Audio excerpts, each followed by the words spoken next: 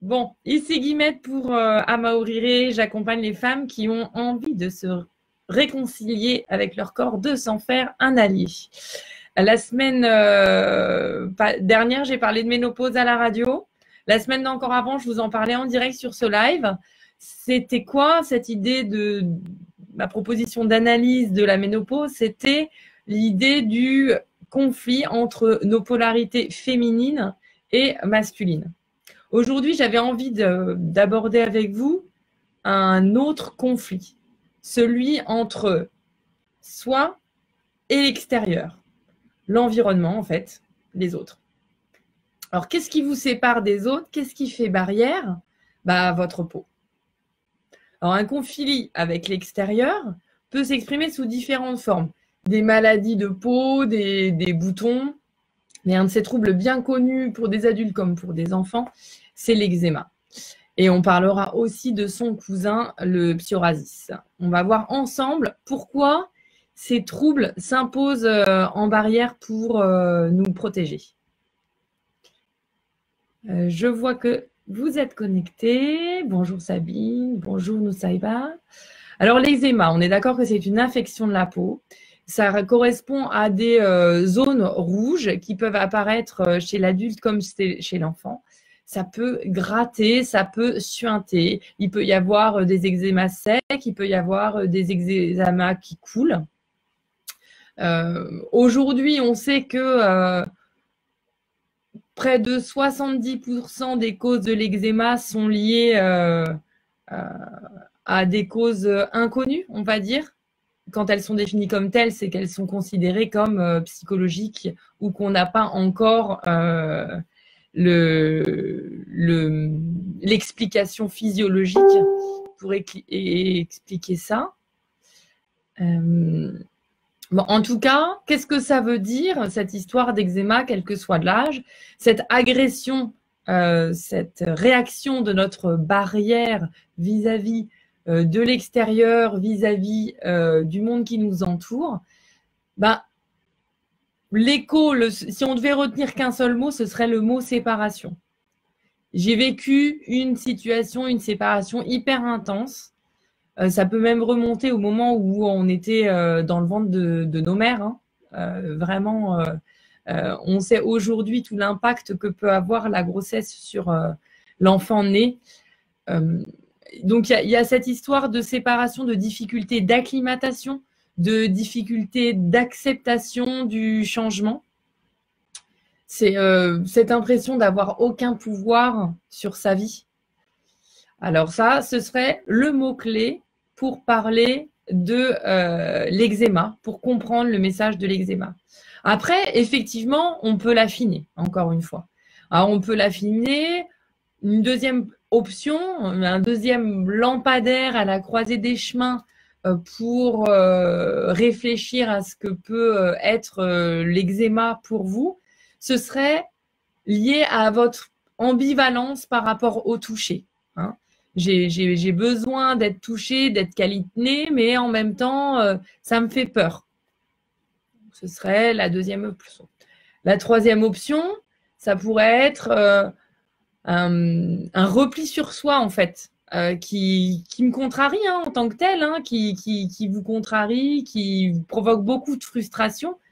Mais c'est vrai que plus on souffre d'eczéma, moins on arrive à se rendre visible, à se mettre en avant vers l'extérieur. Donc, il y a cette histoire de repli sur soi de ces gens qui souffrent de problèmes de peau. Qu'est-ce qu'on pourrait avoir comme autre option? On pourrait avoir aussi cette histoire de s'oublier au profit des autres. Ça pourrait être aussi une option.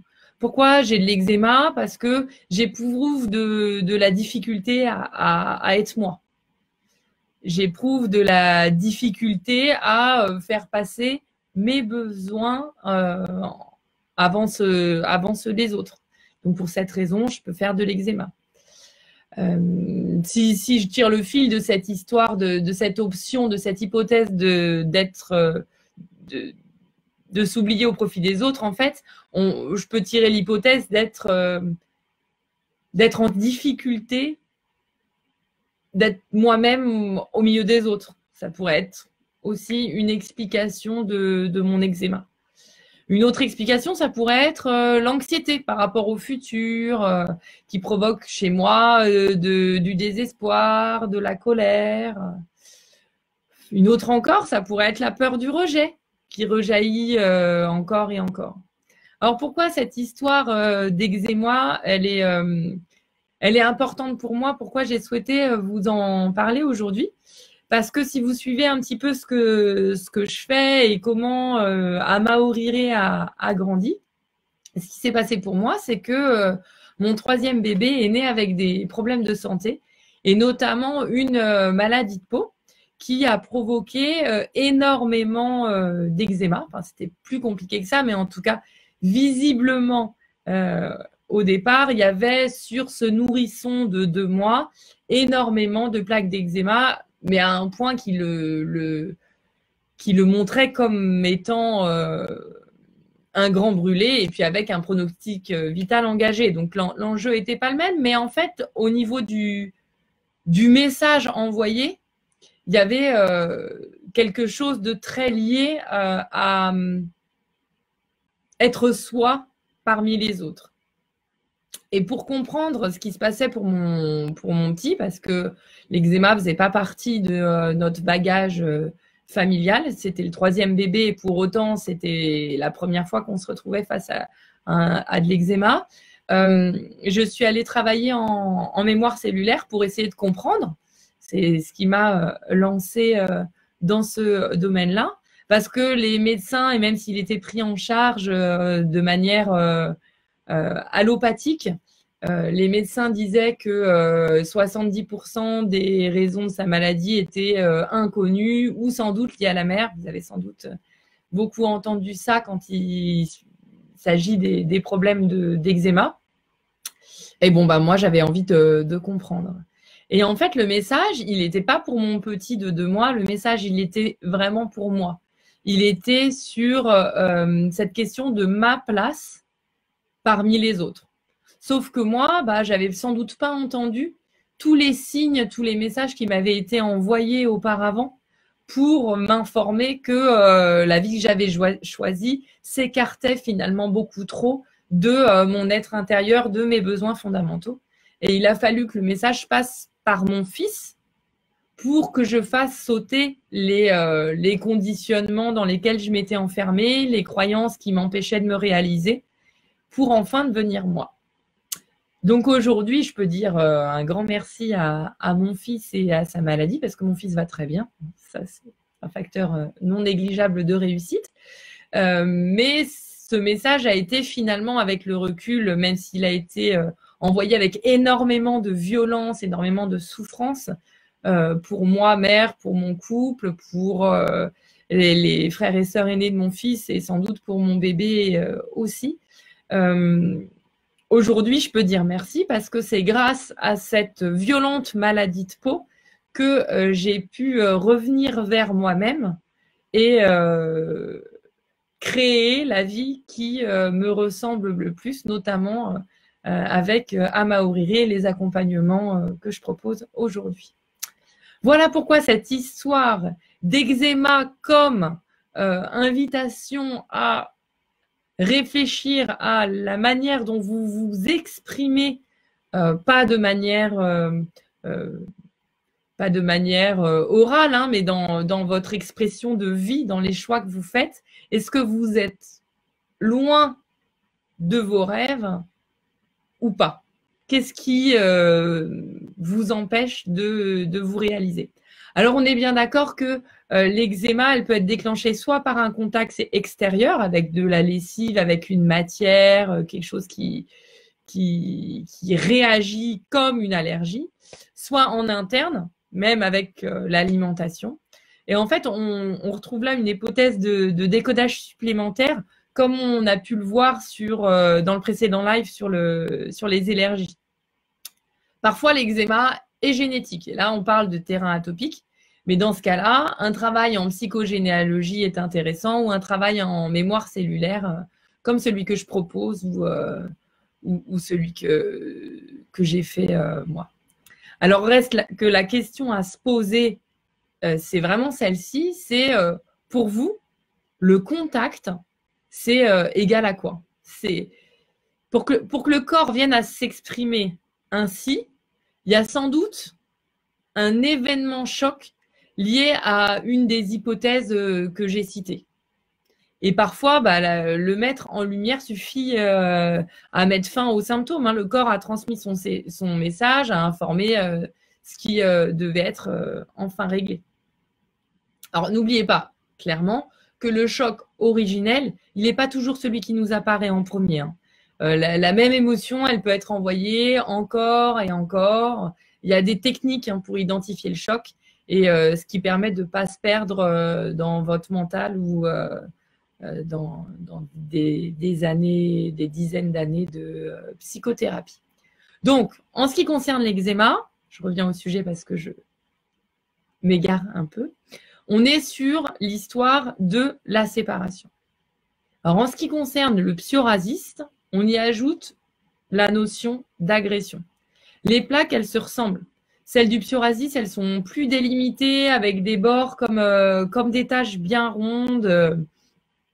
Au niveau de la texture, on est sur une peau beaucoup plus épaisse. Il y a de la peau morte, en fait, dessus. Et cette histoire de psoriasis, elle est intéressante parce qu'il y a l'histoire de la séparation qui peut donc être une histoire de séparation avec sa propre identité. C'est exactement l'exemple que je vous ai donné avec l'histoire de mon fils et le message qui m'a été envoyé. J'étais vraiment séparée de mon identité, de mon rêve, de la place que je voulais prendre parmi les autres. Donc, il y a cette histoire de séparation et il y a cette histoire pour le cas du psoriasis, de réunion impossible. Comme si il y avait une histoire d'obligation, de contact qui nous est insupportable. C'est... Comment je pourrais dire? Je pourrais parler de contact non désiré, en fait, avec d'autres personnes. Et le psoriasis, ce serait une manière pour mon corps de se protéger contre trop de rapprochements physiques et surtout de protéger ma vulnérabilité. Mais encore une fois, si je devais distinguer plusieurs options pour le psoriasis, je pourrais citer la double séparation avec l'autre et ma propre identité. Je pourrais proposer aussi cette sensation d'obligation d'être au contact avec les autres. Une troisième option, ce serait toujours cette sensation de ne pas pouvoir être soi-même au milieu des autres, hein, mais dans le sens je ne suis pas digne d'être aimée, avec une forte notion d'impuissance en fait. La quatrième option, ça pourrait être la peur d'être abusée, agressée si je montre ma vulnérabilité. Donc surtout ne pas montrer ses émotions. Une cinquième option pourrait être le conflit d'indépendance et de dépendance, cette ambiguïté, être moi-même, être au milieu des autres, comment être moi-même au milieu des autres. Et puis, en sixième option, pour le psoriasis, je pourrais citer cette histoire de séparation et de culpabilité, en fait. Par exemple, vous savez que je vis à l'étranger. Je suis actuellement en Nouvelle-Zélande et je travaille beaucoup. Mes clientes sont souvent expatriées, elles aussi. Et il y a cette histoire de culpabilité de vivre loin de ses parents. Et donc, si on associe cette question de la culpabilité, de la honte à cette question de la séparation, on peut arriver à des problèmes de psoriasis cette fois. Cette question de la culpabilité, de l'agression, on ne la trouve pas sur le décodage de l'eczéma. Donc, en fait, si je résume par rapport au psoriasis et à l'eczéma, on est sur du psoriasis, un conflit d'agression de contact obligé, d'accord? Alors, les questions à se poser, ça serait qui est dur avec moi? Qui est le contact imposé? La réponse, ça peut être un quoi? Un qu'est-ce qui m'est imposé, pas forcément un qui. Est-ce que j'ai vécu une sensation de rejet, de séparation dans laquelle je me suis sentie coupable? Et là, on est sur du psoriasis. Qu'est-ce que vous recevez de son message? En ce qui concerne l'eczéma, conflit de séparation, de quoi? De qui suis-je séparée? C'est ça la grande question. Il y a la question de l'éloignement, la question de l'abandon, mais il y a aussi la question de est-ce que je suis séparée de moi-même, en fait. Pour un enfant, clairement, la solution, la piste de guérison pourrait être de le rassurer un maximum sur l'amour qu'on lui porte, avec des mots, des câlins, etc. En fait, dans les deux cas, la localisation des zones concernées sont des indications supplémentaires pour affiner les hypothèses. Et si ça vous intéresse, n'hésitez pas à me contacter et on en parle sans souci en séance de découverte. Alors, quelques exemples. L'eczéma sur les jambes pourrait être un message pour que vous vous posiez la question de êtes-vous là où vous avez envie d'être? Tout bêtement. Eczéma sur les organes génitaux. Est-ce que vous vous sentez éloigné de votre partenaire sexuel? Si c'est du psoriasis sur cette zone, de quoi est-ce que vous vous sentez coupable à son égard? Psoriasis au pli des coudes, c'est fréquent. Est-ce que votre éloignement fait souffrir quelqu'un que vous aimez? Ceux que vous aimez? En fait, quoi qu'il en soit, pour se libérer de ces symptômes, entendre le message, c'est bien, mais il faut surtout se libérer de l'émotion à laquelle ils font écho. Donc, pour pouvoir se libérer de l'émotion à laquelle ils font écho, c'est important de savoir identifier la teneur du message. Alors, je vois que vous avez des questions. Hello Élise. Bonjour Jeanne. Noussaïba dit « Très intéressant et ça vient à pic. Je me demande si c'est valable aussi pour les eczémas de contact, comme ça se calme relativement si on évite le contact. » Eh bien oui, c'est exactement ça. C'est exactement ça. Par contre, l'intérêt de cette réaction physique à un contact, c'est par exemple, mettons Noussaïba que c'est une lessive, l'adoucissant. L'adoucissant, on l'a souvent associé à de l'eczéma. Alors, il peut y avoir une substance corrosive à l'intérieur du produit qui provoque une réaction de rejet du corps. Hein. Ça, j'enlève pas au produit sa responsabilité. Mais ça peut être intéressant de chercher en disant pourquoi je réagis à cette lessive ou à cet adoucissant comme ça. Est-ce que j'ai pas un souvenir? À quoi c'est associé pour moi? Alors, pour pouvoir arriver à identifier de quoi il peut s'agir, pensez à vos 5 sens. Sentez cette lessive, sentez la texture de la serviette après avoir été nettoyée avec cet adoucissant, ça dit quoi? Et ça vous rappelle quoi? Quelles sont les images qui viennent? Ah, c'est quand j'étais petite, j'étais chez ma grand-mère. Je détestais mes parents. Ils nous laissaient là pendant 1 mois parce qu'ils bossaient. Je sais qu'ils ne pouvaient pas faire autrement. Mais ma grand-mère, elle n'était pas drôle et nanani, nanana. Bref, à quel souvenir, à quelle émotion d'enfant, puisque généralement, ces souffrances remontent, ces réactions du corps remontent à loin, aux premières années de vie, aux 6 premières années de vie.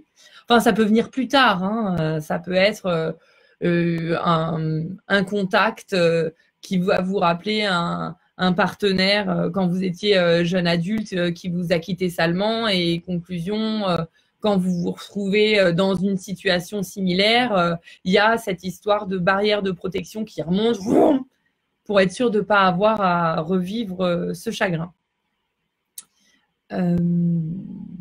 Noussaïba me demande sur les orteils. Alors, est-ce qu'on parle d'eczéma ou est-ce qu'on parle de psoriasis, Noussaïba? Si on parle de psoriasis et qu'on parle de séparation, moi, je me poserais d'abord la question de l'exil. Est-ce que toi aussi, tu es expatrié loin de ta terre natale, de tes racines? Est-ce que tu t'es éloigné de tes valeurs familiales auxquelles tu serais rappelé? Avec quelles valeurs tu devrais… valeurs familiales. Pourquoi je parle de valeurs familiales? Parce qu'au niveau des orteils, on pourrait affiner. Hein. Moi, là, de tête, je le fais un peu à la sauvage. Quand je prépare mes séances de découverte, Moussaïba, si tu émets ce genre de soucis dans un formulaire de séance de découverte, je peux préparer de manière beaucoup plus précise et beaucoup plus pointue le décodage de ce type de symptômes. Mais disons que quand on est sur le pied, les orteils, on est vraiment sur cette histoire d'équilibre, parce que sans orteils, l'équilibre est plus difficile à avoir en position debout. On est sur cette histoire de racines. Donc, on peut s'interroger sur un eczéma des orteils, sur la séparation avec ses valeurs familiales, avec sa terre natale, consciente ou inconsciente, acceptée ou pas acceptée, ou encore pas effectuée. Voilà ce que je peux te répondre là-dessus. Et tu confirmes que c'est une bonne piste? Eh bien, c'est parfait. Est-ce que vous avez d'autres questions à propos de l'eczéma et du psoriasis? Donc, je vous le disais, quoi qu'il en soit, une fois que vous avez l'hypothèse qui vous fait tilt, l'idée, c'est de libérer l'émotion à laquelle elle fait écho. Parce que c'est cette émotion qui provoque le symptôme. Et pour libérer l'émotion, la première chose à faire, c'est de bouger, bouger. Que vous ayez réussi à mettre les mots dessus ou pas, sachez que les émotions provoquent des toxines dans votre corps. Hein. Ça déclenche une réaction biochimique qui dégage des neurotransmetteurs qui peuvent être complètement nocifs et intoxiquer vos cellules. Donc, n'hésitez pas, quand vous vous sentez prise par une émotion, même si c'est juste là, en suivant ce live, ça vous fait écho, ça déclenche chez vous une émotion, bah bougez. Hein, c'est le moment d'aller courir, de danser un bon coup, de secouer. Il n'y a que comme ça que vous évacuerez les toxines liées à ces émotions qui vous empoisonnent et que vous pourrez après, ensuite, les traiter de manière reposée et apaisée. Voilà pour aujourd'hui. Bah, si vous êtes encombré par vos problèmes de peau et que vous souhaitez en finir, n'hésitez pas à me contacter pour une séance de découverte et je vous explique comment ça se passe. Je vous souhaite une très bonne nuit pour les Européennes, une bonne journée pour les Néo-Zélandaises. À la semaine prochaine.